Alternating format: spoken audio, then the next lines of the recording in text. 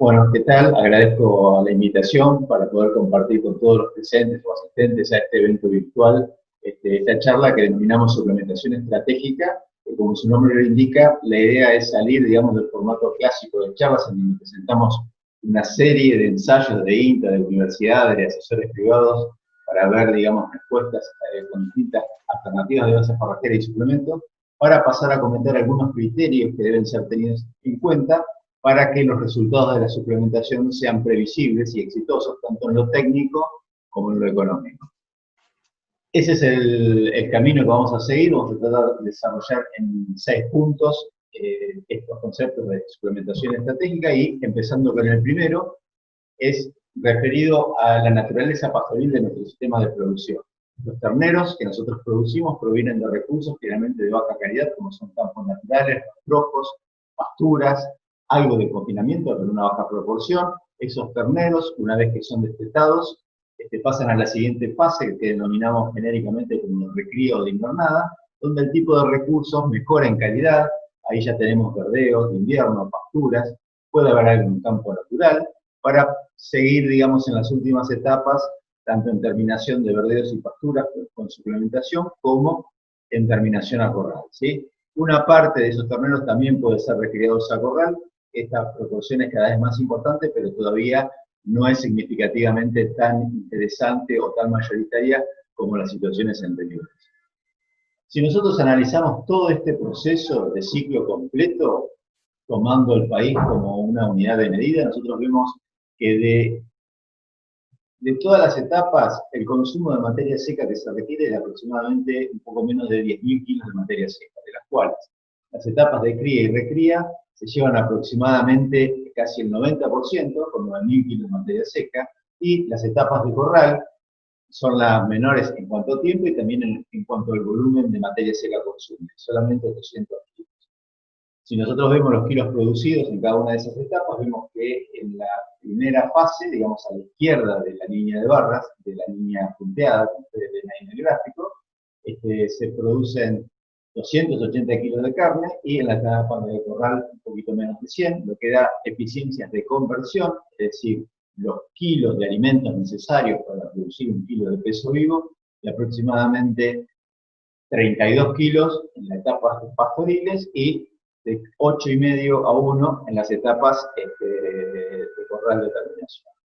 Como veremos, como estamos viendo, estas eficiencias de conversión, en lo que hace a manejo de la base forrajera, son bastante mejorables, es decir, son muy altas, y por eso, digamos, nosotros deberíamos poner el énfasis en trabajar sobre esta etapa para poder acomodarla, mediante la mejora en la producción de forraje, mediante la mejora en la utilización, y dentro de algunos de los factores de utilización encontramos la suplementación.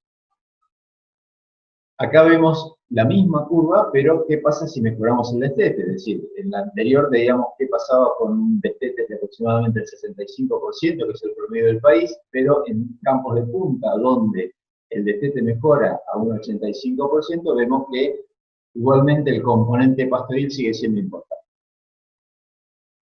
Nosotros tenemos en dietas o en planteos ganaderos donde el 100% de la dieta es exclusivamente a base de forraje, que eran nuestros sistemas hace 25, 30 años atrás, nosotros llegábamos a pesos de terminación, novillos de 500 kilos, en un plazo de aproximadamente 2 años. ¿Sí? Porque eso se debía a que había restricciones periódicas o cíclicas durante la etapa básicamente de recría que hacían que esos procesos de engorde fueran bastante lentos. Pero hoy existen evidencias, y hay algunos datos de campos reales de producción, donde nosotros podríamos mantener con un buen manejo de la base forrajera ritmos sostenidos de ganancia de peso y llegar sin necesidad de suplementar, ¿sí?, a las etapas finales, en un periodo de no más de 20 meses. Ahora, acá lo que vemos es cómo, cuando partimos de sistemas con recrías, digamos, limitadas en cuanto a cantidad de forraje, cómo el uso de un corral estratégico nos permite pasar de una curva a la otra y adelantar el periodo de terminación. ¿Sí? Esto es importante porque muchas veces nosotros no tenemos que usar el corral para tapar un mal manejo de la base forrajera, sino que deberíamos usar el corral para potenciar el uso del corral. Algunos aspectos de planificación. ¿Sí? Algunos aspectos de planificación, acá envolvemos aquello relativo a cuál es la carga ideal para un planteo productivo. Nosotros tenemos una planilla Excel donde podemos calcular, en función de los recursos disponibles, que esto está generado para un campo del oeste de la provincia de Invernada, con producciones promedios de la zona, ¿sí? Bastante conservadoras. Vemos cómo, para las hectáreas de ese campo, que era un campo de 260 hectáreas, ¿sí? Tenemos la siguiente composición en cuanto a requerimientos y aporte de la dieta base, ¿sí? Es un planteo de ciclo completo, de 270 madres, como dije, y lo que se ve es que cuando uno considera una carga de 200 vacas, ¿sí? Para la base forrajera que ustedes tienen acá en la línea verde, ¿sí? Los requerimientos se encuentran sobrepasados casi en un 30%. Y este es un planteo bastante conservador. Si nosotros subimos la carga en vacas, en madres, de 200 a 230, vemos que ya esos excedentes comienzan a ser un poco menores, del orden del 10%, y si pasamos a una carga de 260 vacas, prácticamente tenemos un balance en equilibrio, un balance igual a cero. La realidad es que este campo realmente se encontraba en un equilibrio igual a cero, pero eso le provocaba en años un déficit de forraje, que la situación empeorara y ya no alcanzaba los objetivos productivos, que era lograr la terminación de todas las categorías del ciclo completo en un plazo de un año. Entonces, esto es fundamental en cualquier establecimiento, de poder establecer cuál es la carga óptima para poder lograr en tiempo adecuado y garantizar de esta manera la terminación del ciclo. El otro objetivo, o el otro punto, aspecto a considerar, es cuáles son los distintos objetivos que nosotros podemos tener para instalar una suplementación. En general, en cualquier planteo ganadero, uno con la suplementación lo que busca es aumentar la producción individual, es decir, mejorar la ganancia de peso, aumentar la carga, ¿sí? La producción de carne por hectárea, mejorar la eficiencia de utilización de los nutrientes, ¿sí? Eso se debe a desbalances que puede ocurrir en algunas cadenas forrajeras en algún momento del año, básicamente por problemas de calidad. Aumentar la utilización del forraje producido, es decir, podemos suplementar en determinadas épocas del año para de esa manera poder soportar carga y así aprovechar los excedentes primaverales. O el cuarto caso, que es prevenir enfermedades nutricionales o trastornos digestivos, ¿sí? Esto ocurre en el caso de verdeos aguachentos, como en el otoño, o también en el caso de forrajes de muy pobre y de muy baja calidad, ¿sí? Calidad en términos de digestividad, como pueden ser rastrojos o pastizales o pasturas así naturales muy encañadas, que a su composición química afecta la ganancia de distintas categorías. ¿Qué elementos tenemos que considerar? Esta es una diapositiva que a mí siempre me gusta utilizar porque es un poco, sigue la secuencia de cuando uno va a una visita a un campo, a una reunión, a una jornada de productores. Generalmente la parada de suplementación las hacemos en la ensenada. Entonces, lo que primero vemos son el tipo de animales que hay, vemos si son machos, hembras, si son Aberdeen Angus, si son Hereford, son cruza, vemos aproximadamente el peso que tienen, vemos la edad. Después, generalmente prestamos mucha atención a lo que es la infraestructura, es decir, si tiene corrales, si tiene, comederos, si no tiene comederos, lo tiran en el piso, cómo son los comederos. Después vemos qué es lo que está dando el suplemento, qué hay en ese comedero, en ese portarrollos, qué calidad tiene, cómo es. Después seguramente preguntamos cómo es la implementación, a qué área se suplementa, si el pleno es partido entero, y una serie de preguntas, pero lo que no tenemos en cuenta, o que generalmente no le prestamos tanta atención como lo hacemos en la ensenada, es a lo que hay en el lote. Es decir, la base forrajera, ya dijimos la importancia de conocer la base forrajera, pero no conocemos prácticamente nada acerca de la cantidad y calidad de lo que hay. Con respecto a la cantidad, en general no se mide, digamos, lo ideal sería tener medidas objetivas de la cantidad de forraje disponible, pero no se mide. Se usa el concepto de remanente, que después lo vamos a retomar, es decir, todo el mundo, todos los productores, asesores, generalmente dicen, no, los retiramos cuando ya no hay pasto. Pero eso tiene implícito que estamos diciendo que conocemos cuál es el momento de salida en función al remanente. Ahora lo vamos a ver un poco si eso es digamos, un criterio objetivo o cada uno tiene su preconcepto. Y por último, nosotros tenemos siempre expectativas de poder disponer, digamos, de algún método que nos ahorre el trabajo de cortar. Entonces, todo lo que sean drones, uso de modelos de simulación, de los cuales algunos hemos probado en Villegas con buen resultado, digamos, siempre mantienen, digamos, nuestra expectativa y nuestra esperanza bastante alta.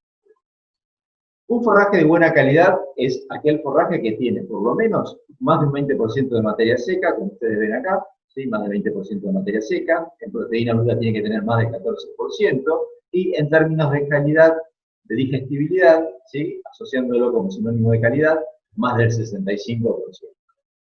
Esos atributos no son propios de cada forraje, sino que están muy relacionados al sistema de utilización que lo hacemos, ¿sí? Que le hacemos.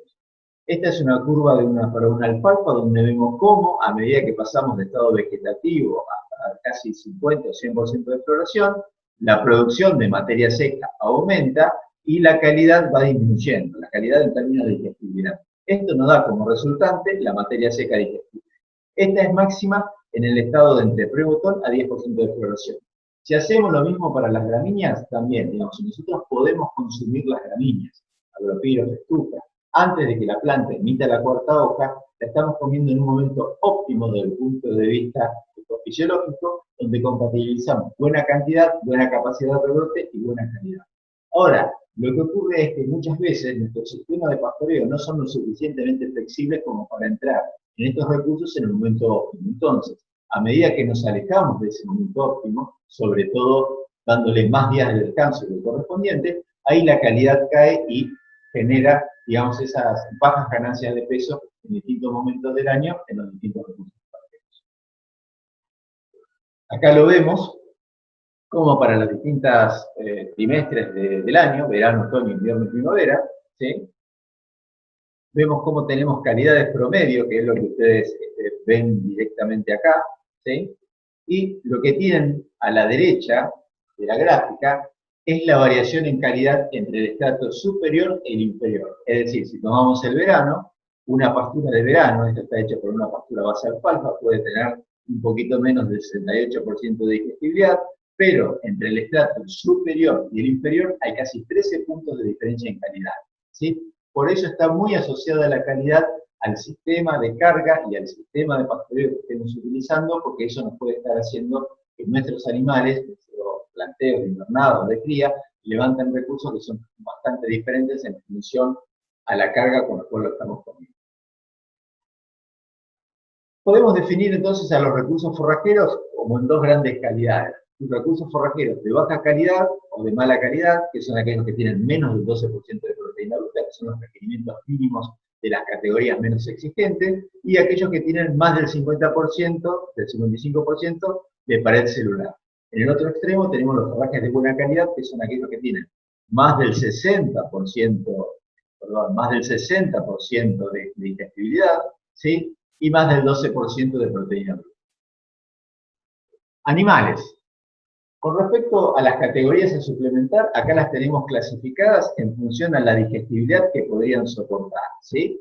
Entonces tenemos categorías de engorde, que son las más exigentes, donde requieren forrajes o alimentos de más del 75-80% de digestibilidad, ¿sí? En términos generales. Después tenemos el resto de las categorías, donde tenemos novillitos, terneros, rostillonas, y las categorías menos exigentes son las vacas en gestación.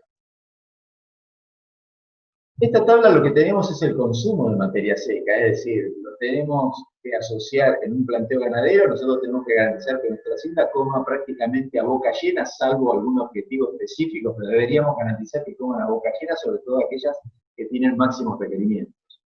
Para novillos, esto se logra con 6 kilos de materia seca, novillos de destete, anual de 300 kilos, eso es a manera de ejemplo, pero cada categoría uno le puede definir cuál es el consumo óptimo o el consumo máximo que debería aspirar.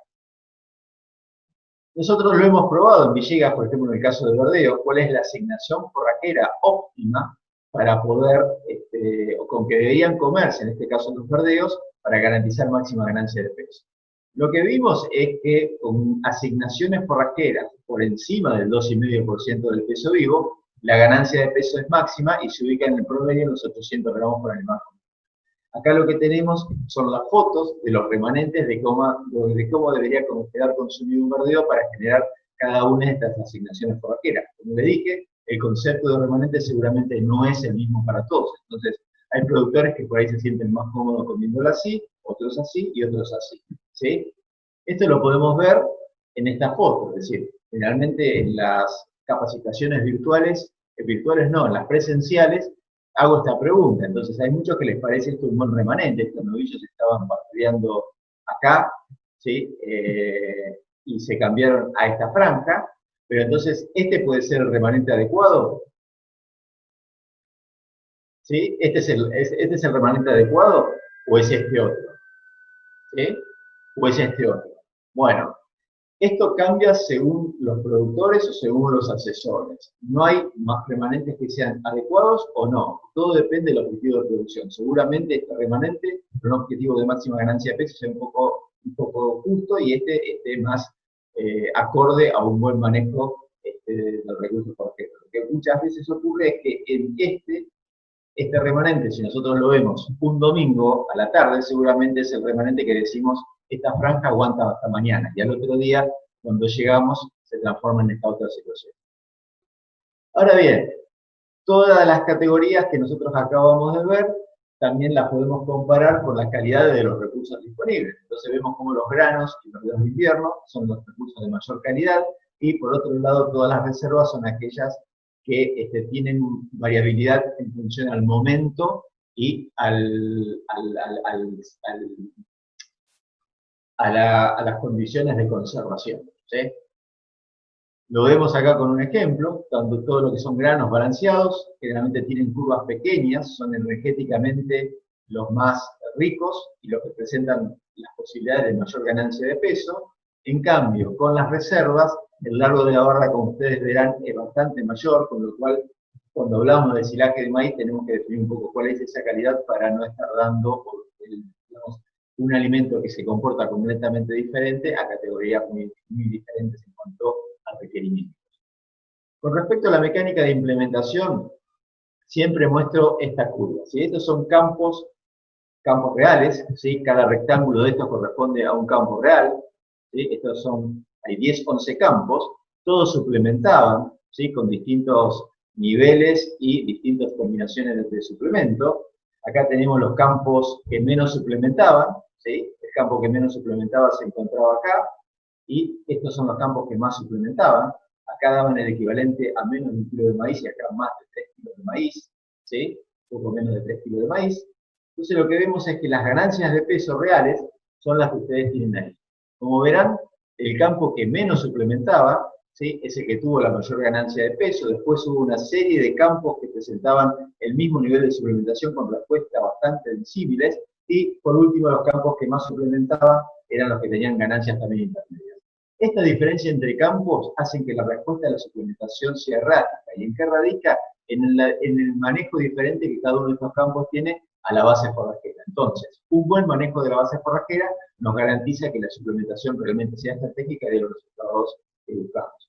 Esto es lo que ocurre. Acá tenemos una curva de producción de un verdeo, que esto es una curva real para la zona de General Villegas, que es donde yo trabajo, y en general, ¿qué es lo que pasa? Este rectángulo simboliza las suplementaciones fijas que nosotros damos, suplementaciones del medio o del 1% del peso vivo. Entonces, esas suplementaciones fijas, de manera que la probabilidad de que esa suplementación fija coincida con el déficit de forraje tiene un componente de azar que es bastante interesante. Por eso la respuesta es esta.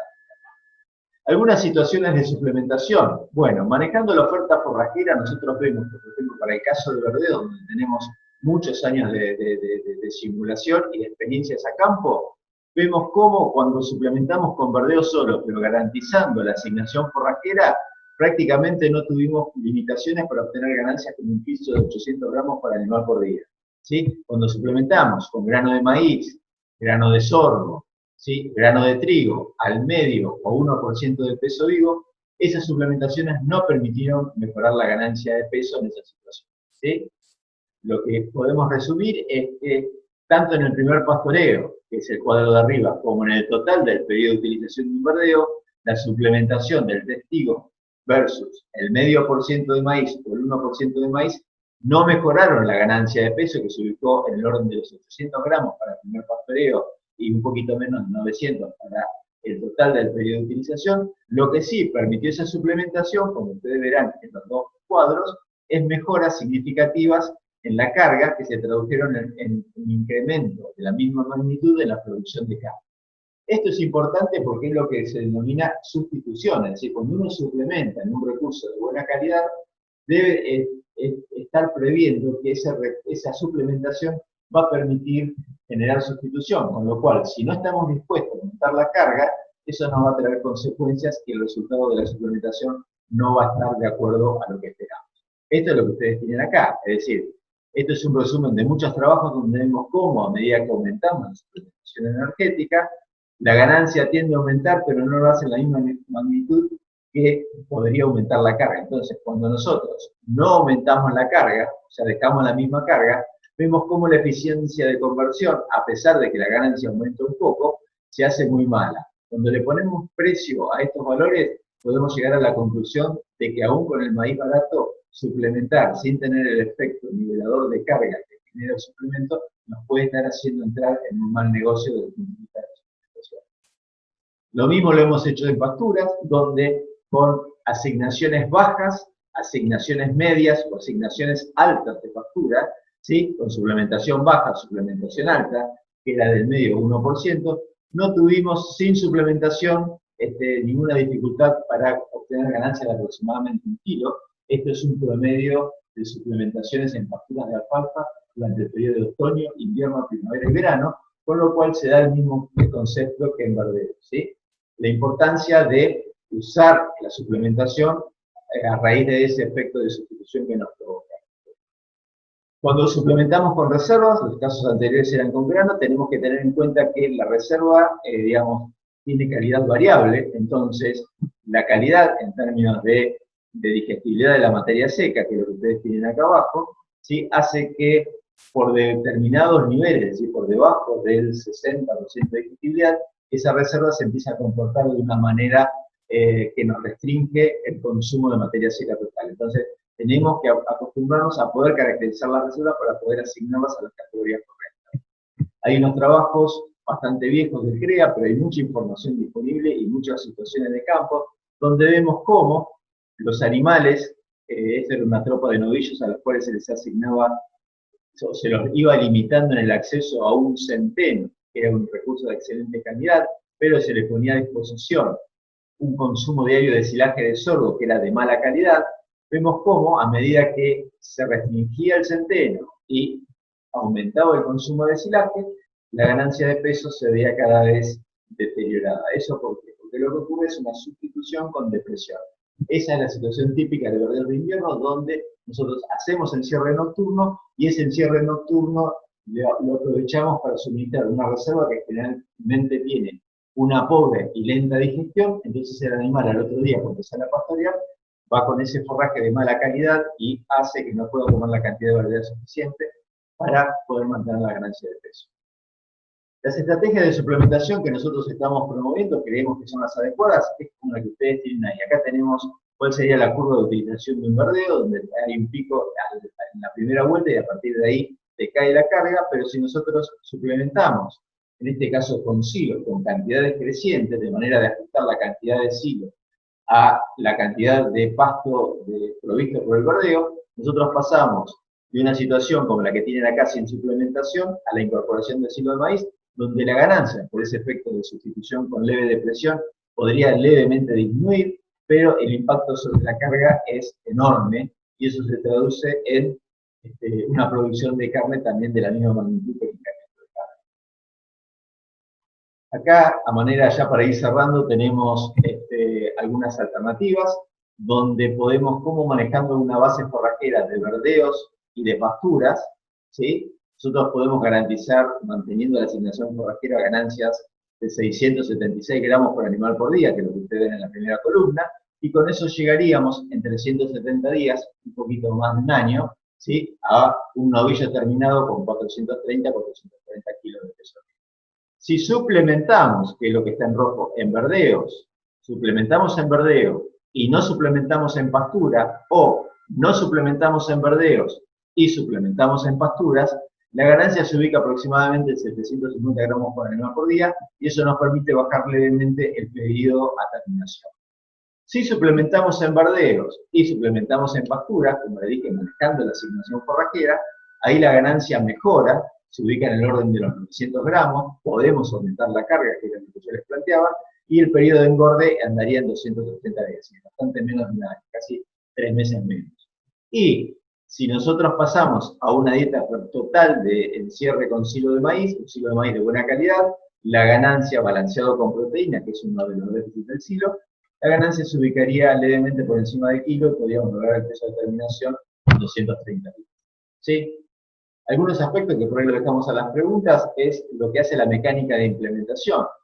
Todas estas suplementaciones con granos, con reserva, requieren también de algunos aspectos de mecánica que refiere al horario, es decir, es fundamental en estas prácticas respetar los horarios de suministro, en general las suplementaciones de verdeo conviene hacerlo por la tarde.